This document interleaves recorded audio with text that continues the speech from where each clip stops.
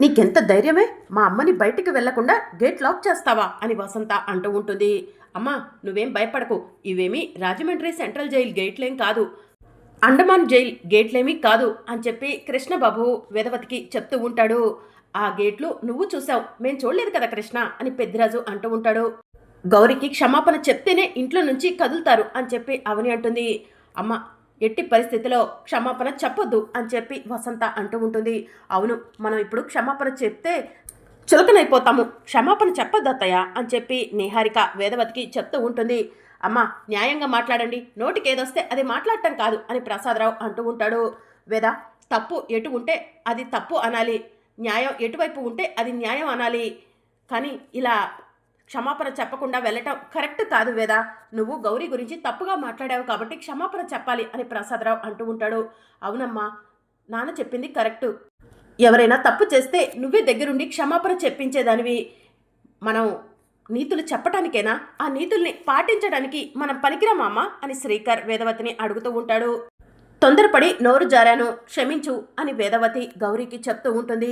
దాంతో ఇక అవని gate open చేస్తుంది. వేదవతి అవని ఇంట్లో నుంచి బయటకు వెళ్ళిపోతుంది. గెలిచాం కదా అని సంబరపడిపోకండి, మీ అందరి సంగతి చెప్తాను అని చెప్పి నిహారిక అవనికి కోపంగా చెప్తూ అక్కడి నుంచి వెళ్ళిపోతుంది.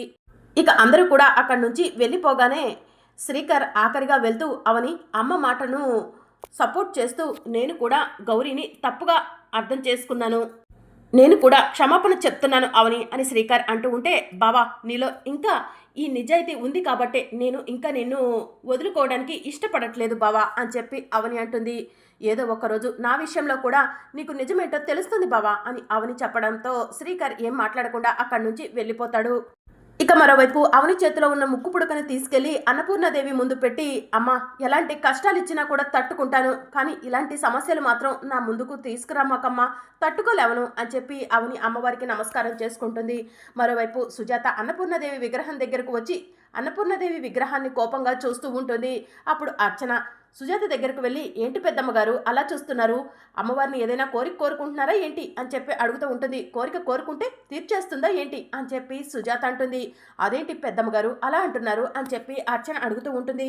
ఈ విగ్రహానికి మనం పూజలు చేస్తే పూజలను స్వీకరిస్తుంది, అంతేకాని ఈ విగ్రహం ఎలాంటి ఉపయోగం లేని విగ్రహం.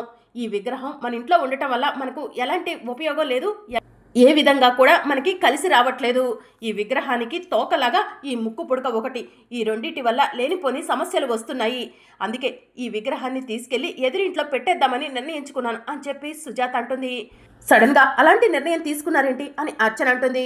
అర్చన, నేను చెప్పేది విను, అమ్మవారి విగ్రహాన్ని నేను ఎలాగూ టచ్ చేయలేవను, నువ్వు టచ్ చేయగలవు కదా, తీసుకో ఎదురింట్లో పెట్టేద్దాం అని సుజాత అంటుంది. అవని మేడంకి చెప్పిన తర్వాత పెట్టేద్దాం అని చెప్పి అర్చన అంటూ ఉంటుంది. అవనికి నేను తర్వాత చెప్పుకుంటాను, ముందు విగ్రహాన్ని నీ చేతుల్లోకి తీసుకో అర్చన అని సుజాత చెప్పడంతో అర్చన కంగారు పడుతూ అమ్మవారి విగ్రహాన్ని తన చేతుల్లోకి తీసుకుంటుంది.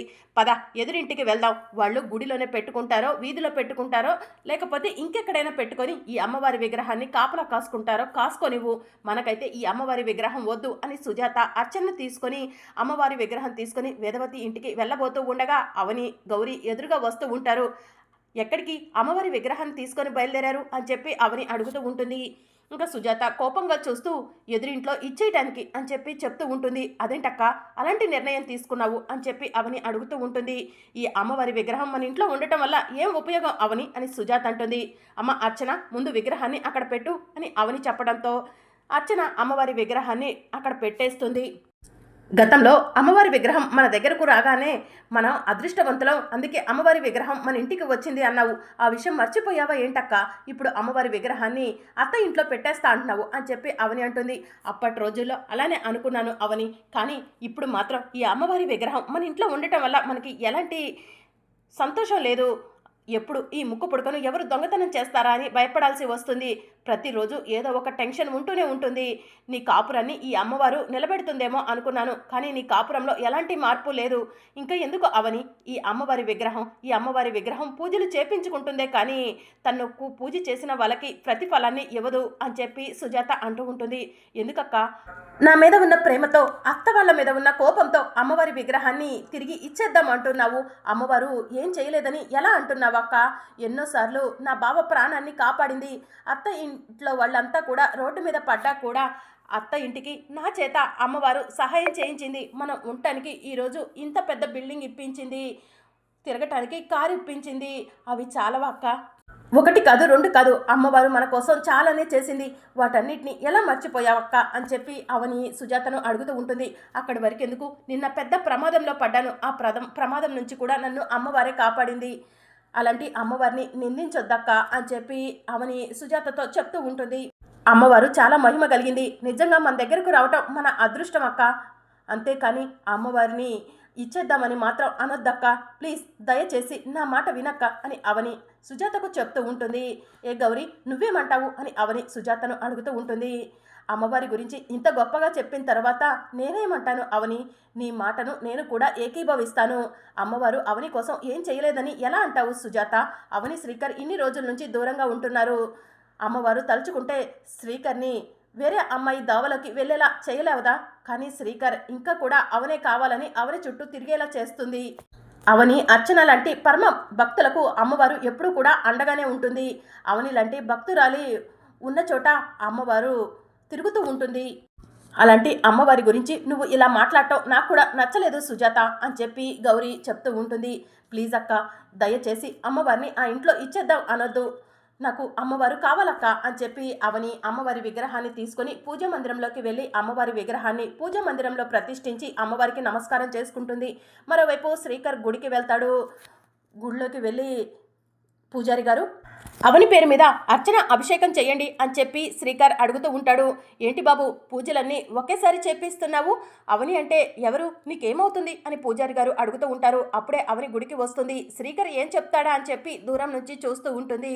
అవని నా మరదలు, నా భార్య కూడా పంతులు గారు అని చెప్పి శ్రీకర్ చెప్తూ ఉంటాడు. భార్య పేరు చెప్పడానికి ఎందుకు మరి అంతలా సిగ్గుపడుతున్నావు? భార్య ఎప్పుడూ కూడా భర్త జీవితంలో ప్రథమ స్థానం వహిస్తుంది.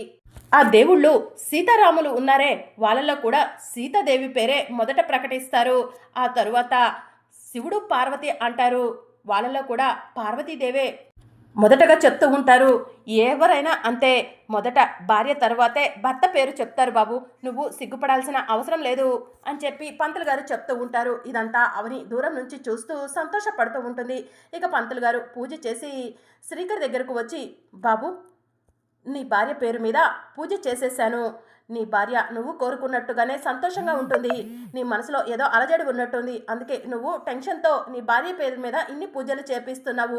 నువ్వు ఆ స్వామి వారికి నీ బాధను చెప్పుకొని ఉంటావు కదా, నీ మొర ఆ దేవుడు ఆలకిస్తారులే, నీ భార్య సంతోషంగా ఉండేలా చేస్తారులే, వెళ్ళిరా బాబు అని పంతులు గారు చెప్పడంతో శ్రీకర్ అక్కడి నుంచి వెళ్ళిపోబోతూ ఉండగా అవని శ్రీకర్కి ఎదురుగా వెళ్ళి నుంచొని, బావా అక్కడ జరిగిందంతా చూశాను బావా అని చెప్పి అవని అంటూ ఉంటుంది. ఏంటి బావా, స్పెషల్గా ఈరోజు నా పేరు మీద పూజ చేపించావు? అసలు ఏం జరిగింది బావా? ఎందుకు నా పేరు మీద పూజ చేపించాలనుకున్నావో చెప్పు బావా అని అవని అడుగుతూ ఉంటుంది. ఇంకా అప్పుడు శ్రీకర్ ఏం మాట్లాడు, ప్లీజ్ బావా, నాపై ఎందుకు నీకు ఇంత ప్రేమ కలిగిందో, నా పేరు మీద ఎందుకు పూజ చేపించావో చెప్పు బావా అని అవని సిగ్గుపడుతూ శ్రీకర్ని అడుగుతూ ఉంటుంది. అవని, నీకు నాకు మధ్య ఎన్ని గొడవలైనా ఉండొచ్చు, అమ్మ మాటను కాదనలేక నేను నీకు దూరంగా ఉంటున్నాను, అంతే తప్ప నిన్ను దూరం చేసుకోవాలన్న ఆలోచన నాకు లేదు అవని. మాయ ఎప్పుడైతే నీకు బాంబ్ బ్లాస్ట్ జరిగింది, నువ్వు చచ్చిపోయావని చెప్పిందో అప్పుడే నా ప్రాణం కూడా పోయింది అవని.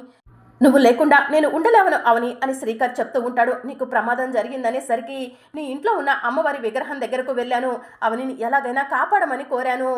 అమ్మవారు నా మొర ఆలకించింది, నిన్ను ప్రాణాపాయం నుంచి బయటపడేసింది అవని అని చెప్పి శ్రీకర్ అవనికి చెప్తూ ఉంటాడు. ఇక అవని శ్రీకర్ ప్రేమను చూసి సంతోషపడుతూ ఉంటుంది. అప్పుడే పంతులు గారు వచ్చి, అమ్మా నువ్వేనా అవని అంటే అని చెప్పి అడుగుతూ ఉంటాడు. అవును పంతులు గారు, నేనే అవనిని, నా బావకు భార్యని అని చెప్పి అవని చెప్తూ ఉంటుంది. నిజంగా నువ్వు అదృష్టవంతురాలు అమ్మా.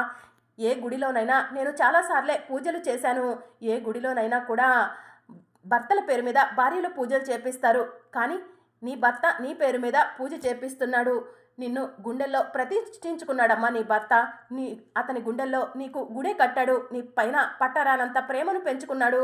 నువ్వు నిజంగా అదృష్టవంతురాలివి తల్లి అని పూజారి గారు చెప్తూ ఉంటే అవని ఆ మాటలు విని చాలా సంతోషపడుతూ ఉంటుంది. మరి అప్కమింగ్ ఎపిసోడ్లో ఏం జరగనుందో తెలుసుకోవాలనుకుంటున్నారా? అయితే ఛానల్ను సబ్స్క్రైబ్ చేసుకొని సపోర్ట్ చేయడం మర్చిపోకండి. Thank you for watching.